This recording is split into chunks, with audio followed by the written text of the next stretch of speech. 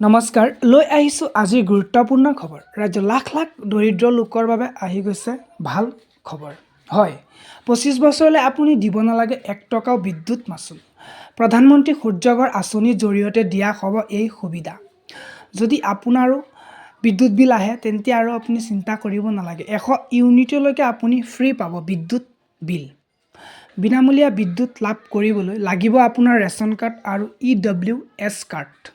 কেৱল ইমানেই নহয়, ইয়াৰ জৰিয়তে বিদ্যুতো বিক্ৰী কৰিব পাৰিব আপুনি চৰকাৰক।